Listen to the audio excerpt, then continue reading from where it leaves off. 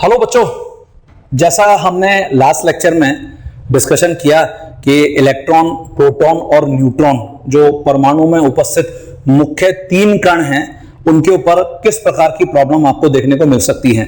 अब मैं आज इस लेक्चर में आपके साथ जो डिस्कशन कर रहा हूं वो इनसे संबंधित किस प्रकार के प्रश्न पूछे जा सकते हैं वो मैं आपको यहां पर बताऊंगा। ठीक है, तो देखिए जरा, जैसे मैंने यहां पे लिखा है इलेक्ट्रॉन, प्रोटॉन, न्यूट्रॉन से संबंधित प्रश्न। जैसे हम विशिष्ट आवेश के ऊपर ही पहले कुछ प्रॉब्लम्स यहां पर अटेंड करते हैं। तो देखिए, जैसे आपको बोल रहा है कि एक काल्पनिक कण, जैसे मान लेते हैं ये काल्पनिक कण X है, का विशिष्ट विशिष्ट आवेश मतलब हमने लास्ट लेक्चर में डिस्कस किया था E/m अनुपात। विशिष्ट आवेश इलेक्ट्रॉन के विशिष्ट आवेश की तुलना में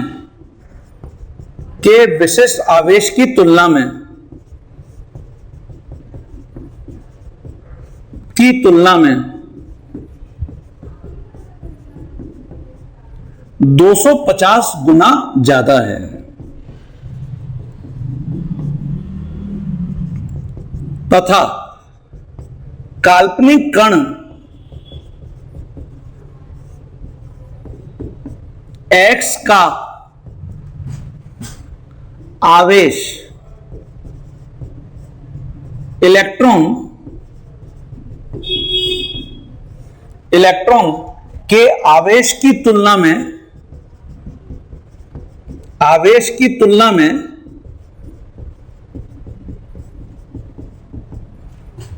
5 गुना ज्यादा है।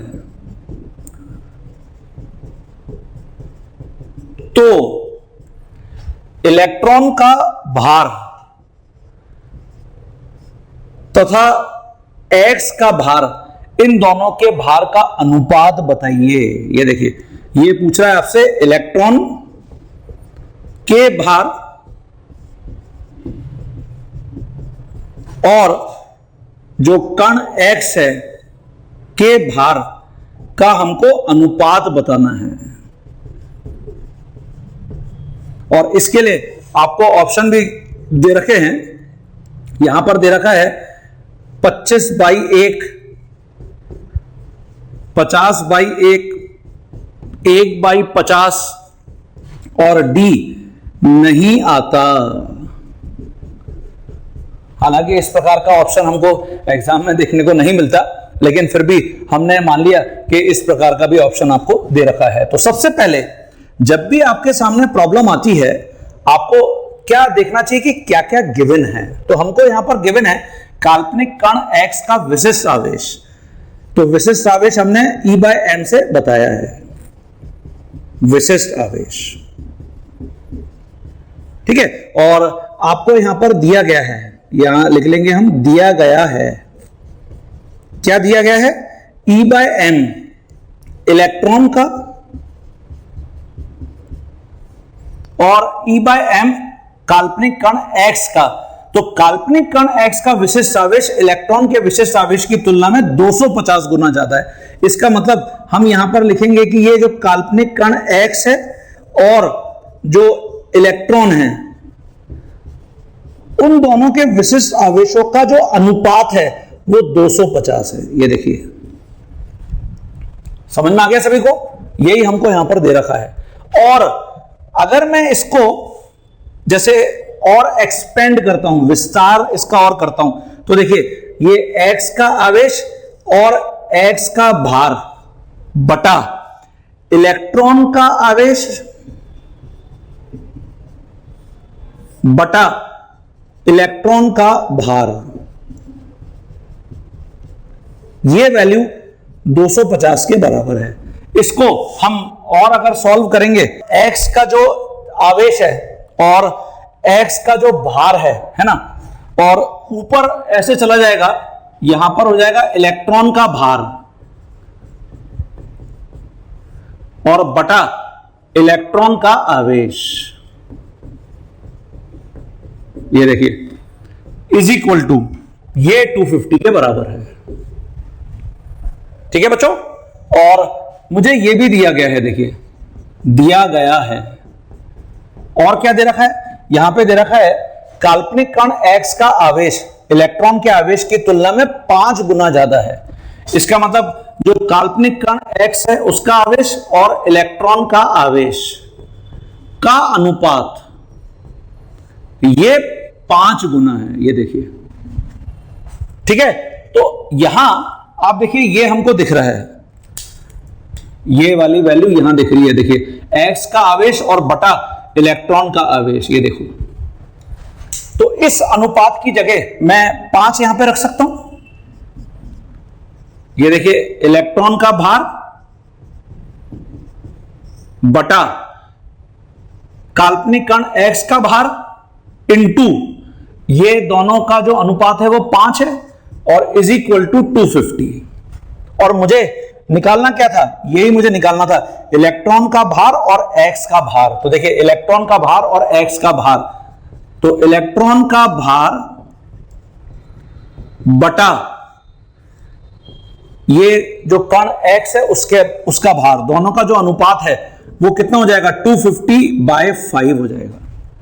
और 250/5 इसका मतलब ये वैल्यू आ गई 50/1। ये देखिए ये आंसर आ गया। तो इंपॉर्टेंट यहां पर क्या था, विशिष्ट आवेश। विशिष्ट आवेश क्या होता है ये हमने यहां पे समझ लिया, और ये हमने लास्ट क्लास में भी इलेक्ट्रॉन और प्रोटॉन के लिए वैल्यूज लिखी थी। विशिष्ट आवेश हमेशा E और M का अनुपात होता है। ठीक है, चलिए इसकी जगह अगर मैं नेक्स्ट प्रॉब्लम देखता हूं, नेक्स्ट प्रॉब्लम में जैसे आपको यहां पर कुछ कण दिए गए हैं, दिए गए कणों को उनके विशिष्ट आवेश के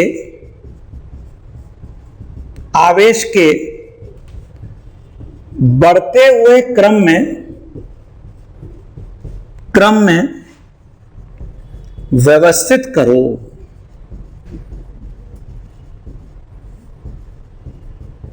और जो कण आपको दिए गए हैं यहां पे, वो इलेक्ट्रॉन दिया गया है,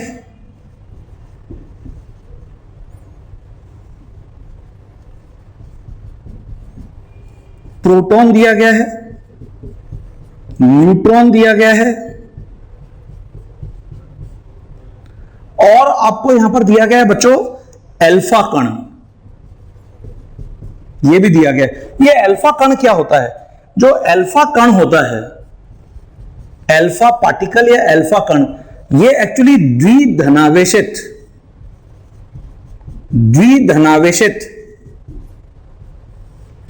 हीलियम आयन होता है।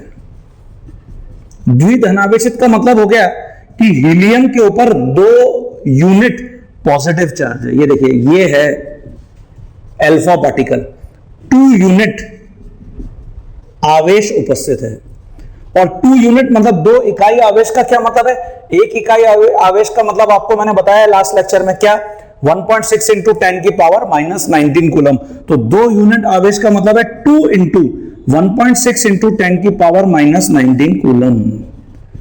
ठीक है बच्चों, और जो हीलियम है उसका भार ये होता है 4 यूनिट, ये भार है इसका। और 1 इकाई भार आपको वैल्यू मैंने बताई थी लास्ट क्लास में, 1.67 इंटू 10 की पावर -27 किलोग्राम या 10 की पावर -24 ग्राम।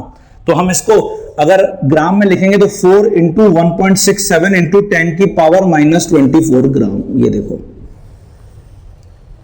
तो ये मैंने तुमको क्या बता दिया, हीलियम का भार और हीलियम के ऊपर उपस्थित आवेश। तो ये अल्फा पार्टिकल की डेफिनेशन है, द्विधनावेशित हीलियम आयन।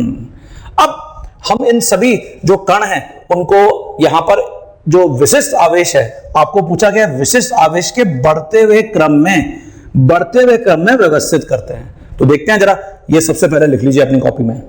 हाँ बच्चों, अच्छा अगर आप चाहें तो सबसे पहले इस वीडियो को पॉज करके आप अपने आंसर को खुद गैस कर सकते हो, और फिर मेरे स्टैंडर्ड जो सॉल्यूशन है उससे आप अपने आंसर की तुलना कर सकते हो। ठीक है, तो देखो जरा, यहां जैसे जो कण आपको दिए गए हैं उनको लिख लेते हैं।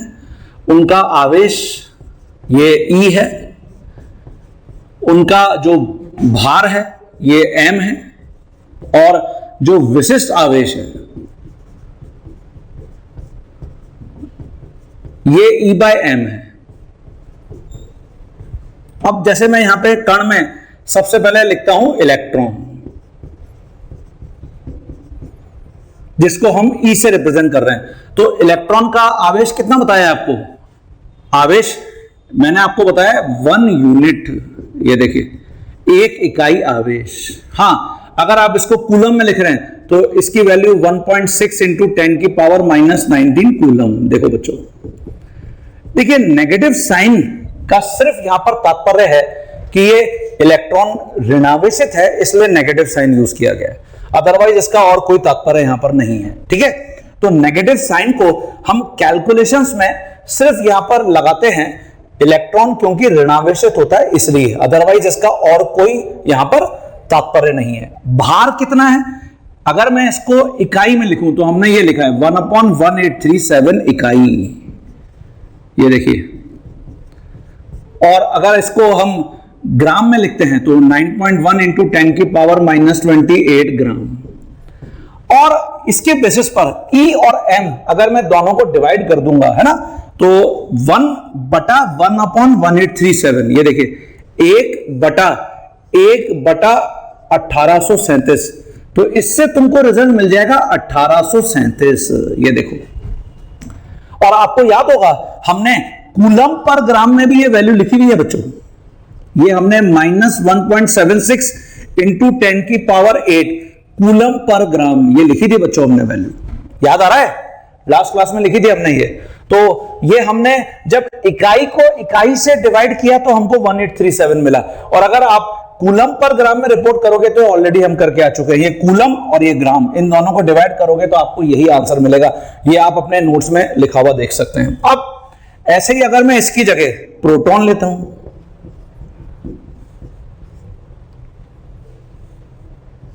तो जो प्रोटॉन है उसको हमने P से रिप्रेजेंट किया है, ऑब्वियसली आवेश जो है वो तो 1 यूनिट ही होगा, तो ये प्लस में 1.6 इंटू 10 की पावर -19 कूलम, और जो भार है वो तो 1 इकाई भार होगा, तो ये वैल्यू हमने लिखी है 1.67 इंटू 10 की पावर -24 ग्राम। और अगर आप दोनों को डिवाइड करोगे इकाई को इकाई से, तब आपको आंसर एक ही मिलेगा। और आप ये ऑलरेडी लास्ट क्लास में देखे हुए हो कि जो कूलम पर ग्राम में वैल्यू होती है वो होती है +9.5 इंटू 10 की पावर 4 कूलम पर ग्राम। देखो बच्चों, ठीक है, तो ये हमको प्रोटॉन के लिए पता चल गया। अब आ जाते हैं न्यूट्रॉन के लिए। तो जो न्यूट्रॉन है उसको हम N, कैपिटल N से रिप्रेजेंट किए हैं। आवेश कितना होता है? 0। और क्या भार होता है क्या? हां, 1 इकाई भार होता है, जिसका मान इतना ही है 1.67 इंटू 10 की पावर -24 ग्राम। और ऐसे ही अगर विशिष्ट आवेश की बात करते हैं तो 0। क्यों? ऑब्वियसली ये 0 है, 0 डिवाइडेड बाय 1, तो 0 आंसर आएगा। और ऐसे ही अगर मैं अल्फा कण की बात करता हूं, जिसको हमने लिखा है He2 पॉजिटिव, द्विधनावेशित हीलियम आयन, तो अब हमने भी वहां लिखा आवेश, ये देखिए 2 इकाई आवेश, 2 यूनिट चार्ज, और इसकी वैल्यू अगर हम कूलम में लिखेंगे तो 2 इंटू 1.6 इंटू 10 की पावर -19 कूलम। और ऐसे ही अगर मैं यहां पे बात करता हूं भार की, तो हमने लिखा है 4 इकाई भार, 4 यूनिट मास, जिसको हम 4 इंटू 1.67 इंटू 10 की पावर -24 ग्राम लिखेंगे। और 2/4 मतलब 1/2, इसका मतलब 0.5 वैल्यू आ गई। देखो बच्चों, क्लियर है सभी को? तो इसके बेसिस पर हमको जो आंसर यहां पर मिल गया है वो ये मिल गया है, इलेक्ट्रॉन का विशिष्ट आवेश सबसे ज्यादा आ रहा है। ये मैं आपको पहले ही बता दिया हूं कि जो ऋणावेश यहां पे लगा हुआ है, नेगेटिव जो साइन लगा हुआ है, उसका तात्पर्य सिर्फ इतना सा है कि इलेक्ट्रॉन नेगेटिवली चार्ज है, तो ये नेगेटिव चार्ज सिर्फ उसी लिए यूज किया गया है। तो हम अगर ये नेगेटिव साइन को कंसिडर नहीं कर रहे तो फिर सबसे बड़ी वैल्यू इलेक्ट्रॉन के विशिष्ट आवेश की है, अर्थात यहां इलेक्ट्रॉन सबसे ऊपर आएगा। इसके बाद किसका नंबर आ रहा है? प्रोटॉन। इसके बाद किसका नंबर आ रहा है? अल्फा कण। और सबसे पीछे कौन जा रहा है? सबसे पीछे जा रहा है यहां पे न्यूट्रॉन। ये देखो, तो ये विशिष्ट आवेश का बढ़ता हुआ क्रम हो गया। विशिष्ट आवेश का बढ़ता हुआ क्रम।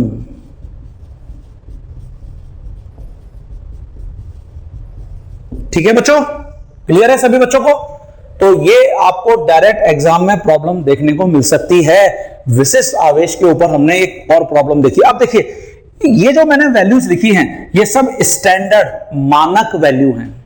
मतलब इस वैल्यू को इलेक्ट्रॉन के लिए कोई नहीं बदल सकता, प्रोटॉन के लिए कोई नहीं बदल सकता। ये वैल्यू स्टैंडर्ड वैल्यू है। तो आपको इसके ऊपर और किस प्रकार की प्रॉब्लम देखने को मिल सकती है, वो मैं यहां आपको अटेंड करके बताता हूं। पहले ये लिख लीजिए आप। देखिए बच्चों, जैसे आपसे एग्जामिनर ऐसे पूछ सकता है, यदि प्रोटॉन का विशिष्ट आवेश जिसको हमने E/m लिखा है 9.5 इंटू 10⁷ कूलम पर किलोग्राम है। तो ये देखिए, ये ऑलरेडी हमारे लिए नोन है, हम पहले ही जानते हैं इतना है ना।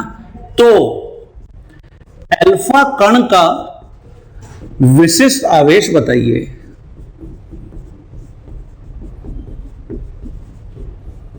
अब आप मेरे वीडियो को पॉज करके अगर अपने आंसर को पहले ही गैस करना चाहते हैं तो कर लीजिए। ऑप्शंस भी मैं आपको यहां पे दे देता हूं। 9.5 into 10⁷ by 2, 9.5 into 10⁷ coulomb per kilogram multiply by 2, 9.5 into 10⁷ coulomb per kilogram. इनमें से कोई एक ऑप्शन हो सकता है। ठीक है, देखिए अभी हमने यहां पर क्या देखा कि प्रोटॉन का अगर विशिष्ट आवेश 1 है, जब हमने यूनिट को यूनिट से डिवाइड किया, तो अल्फा कण का इस समय में विशिष्ट आवेश 0.5 है। इसका मतलब हम यहां पर लिख सकते हैं, हम जानते हैं जो प्रोटॉन है का विशिष्ट आवेश और अल्फा कण का विशिष्ट आवेश का अनुपात, प्रोटॉन का अगर 1 है तो अल्फा कण का 0.5 है। 0.5 इसका मतलब 1/1/2, तो 2 ऊपर चला गया। इसका मतलब जो प्रोटॉन है उसका विशिष्ट आवेश 2 गुना है अल्फा कण के विशिष्ट आवेश से। ये देखो, ये हमको यहां पर भी दिख रही है। प्रोटॉन का जो विशिष्ट आवेश है वो 1 है, तो अल्फा कण का विशिष्ट आवेश क्या है? 0.5, मतलब अल्फा कण का आधा है विशिष्ट आवेश प्रोटॉन की तुलना में। तो यहां पे हम लिख सकते हैं कि प्रोटॉन का विशिष्ट आवेश अल्फा कण की तुलना में क्या है? दुगना है। ठीक है, तो अब आपको क्या निकालना था?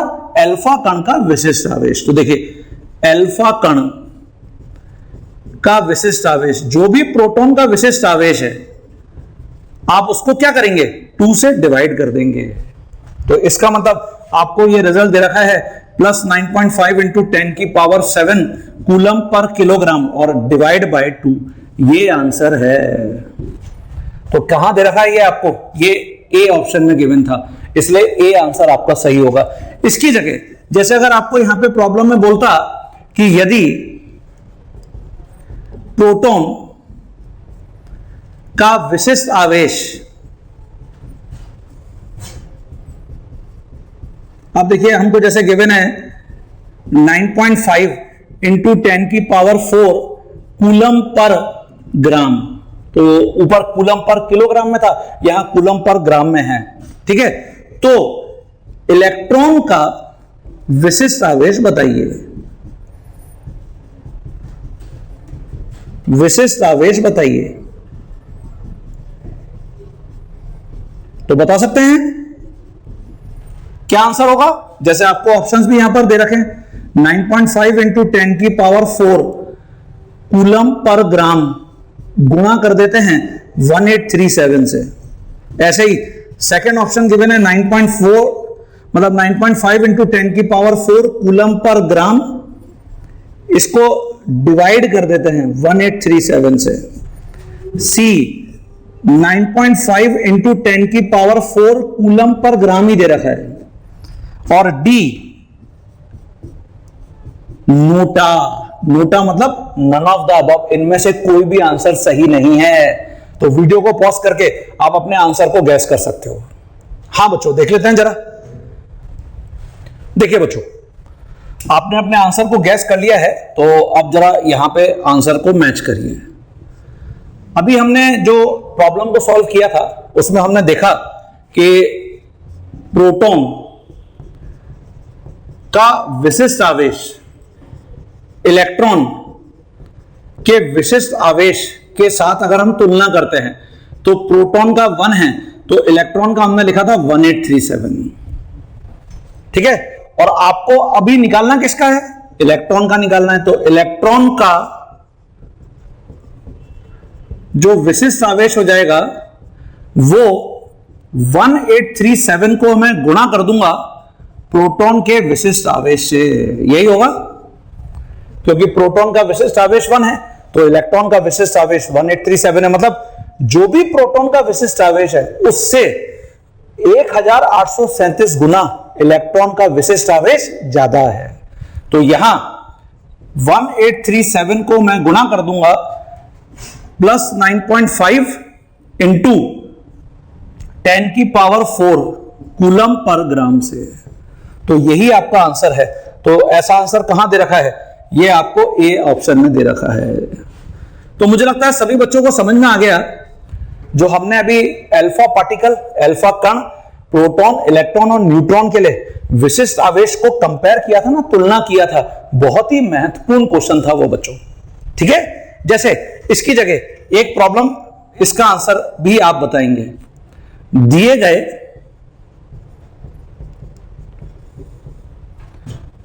कणों को इनके विशिष्ट आवेश के बढ़ते हुए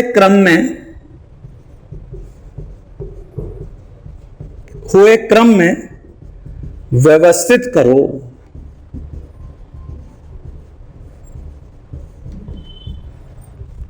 ओके, और आपको यहां पर जो कण गिवन है, जैसे आपको गिवन है हाइड्रोजन,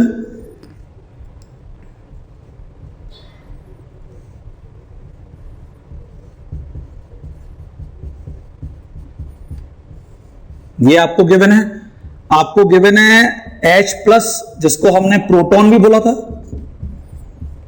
आपको गिवन है He+, और आपको गिवन है He2+, इसको हमने अल्फा कण भी बोला है। समझ में आ गया?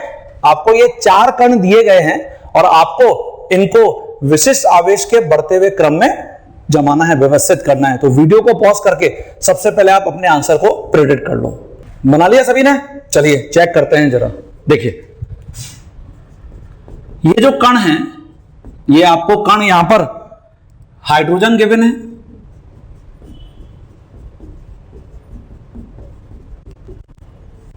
आपको यहां पर प्रोटॉन गिवन है,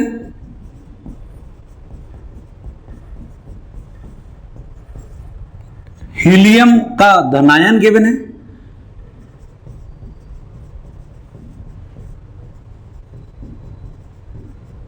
और हीलियम द्विधनावेशित जो हीलियम आयन है वो भी गिवन है, जिसको हमने अल्फा कण बोला है। और आपको आवेश, तो आवेश यहां पे लिखना है, और आपको यहां पे लिखना है भार, जिसको हम m बोल रहे हैं, और फिर लिखना है विशिष्ट आवेश।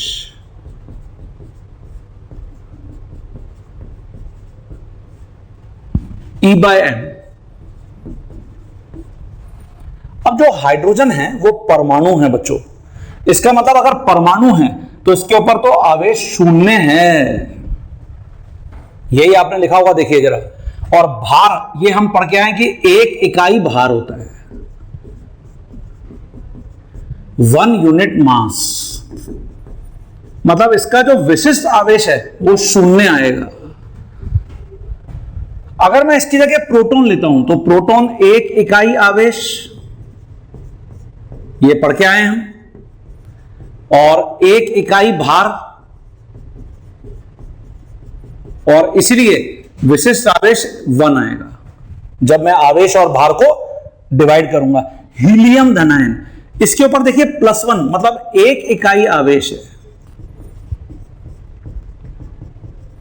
1 इकाई आवेश, इसका वैल्यू हमको पता है 1.6 इंटू 10 की पावर -19 कूलम, प्लस क्योंकि धन आवेश है।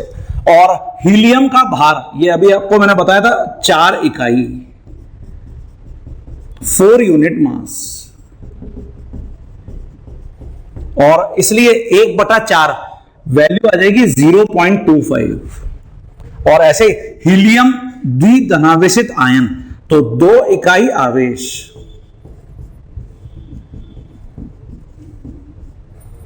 तो ये हो जाएगा आपका, 2 को हम गुणा कर देंगे 1.6 इंटू 10 की पावर -19 कूलम से, और यहां पर जो भार है वो तो 4 इकाई ही रहेगा, तो 2/4 मतलब 0.5। देखो बच्चों, ये आपके आंसर्स होने चाहिए थे। तो इसके बेसिस पर सबसे ऊपर आएगा प्रोटॉन, इसका E/m विशिष्ट आवेश सबसे ज्यादा है, सबसे ज्यादा। इसके बाद जो अल्फा कण है वो आएगा, इसके बाद हीलियम का धनायन, और सबसे पीछे हाइड्रोजन परमाणु आएगा।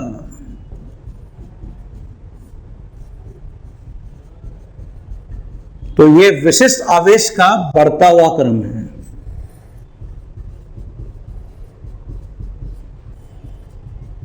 विशिष्ट आवेश का बढ़ता हुआ क्रम।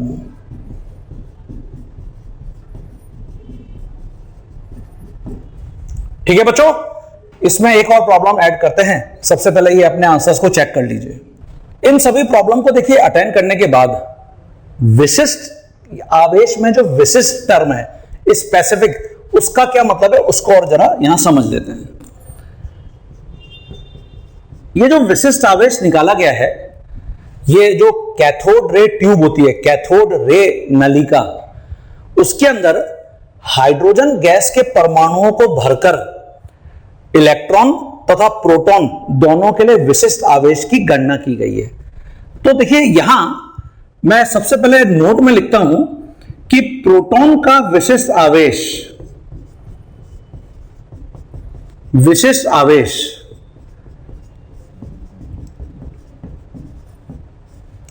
कैथोड किरण नलिका में उपस्थित गैस के नेचर पर, मतलब नेचर का मतलब प्रकृति पर निर्भर करता है, निर्भर करता है।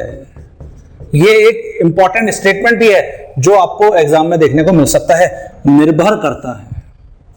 जबकि इलेक्ट्रॉन का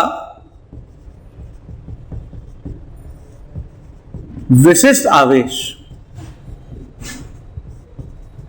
विशिष्ट आवेश कैथोड किरण नलिका, किरण नलिका में उपस्थित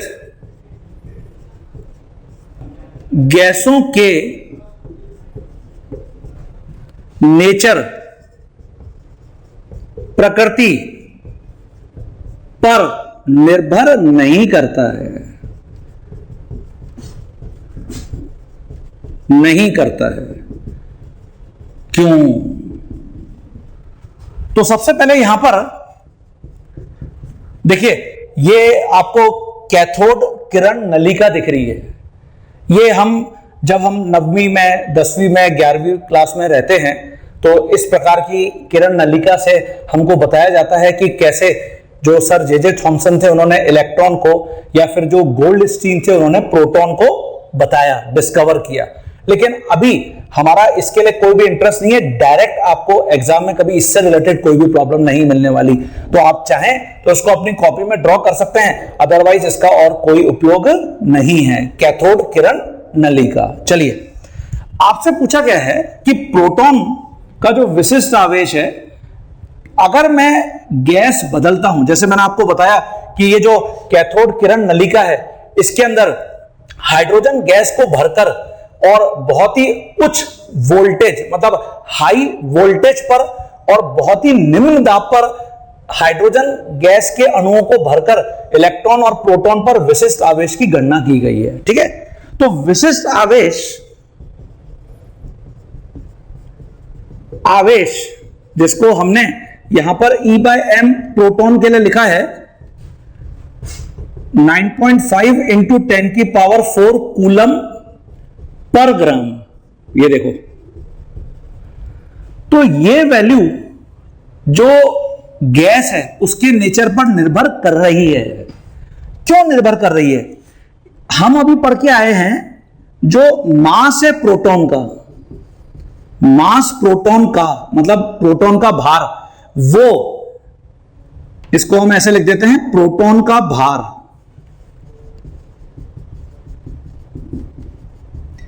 इलेक्ट्रॉन की तुलना में लगभग 1840 गुना ज्यादा है।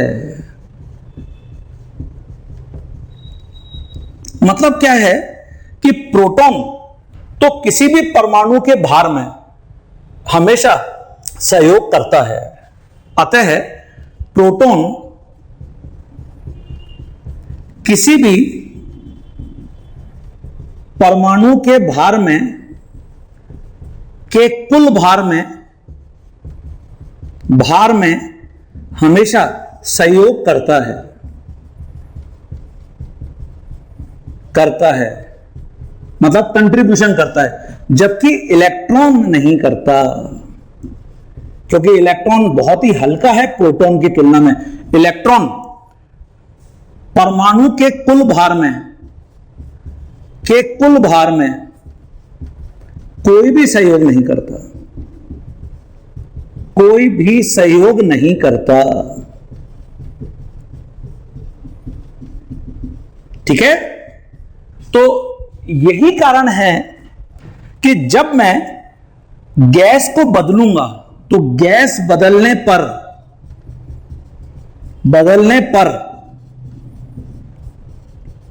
m बदल रहा है, ये जो वैल्यू है ये बदल रही है, m बदलेगा, m मतलब भार बदलेगा। और यही कारण है कि अगर m बदल गया तो ये पूरी वैल्यू बदल जाएगी। अतः प्रोटॉन का विशिष्ट आवेश बदलेगा, विशिष्ट आवेश बदलेगा।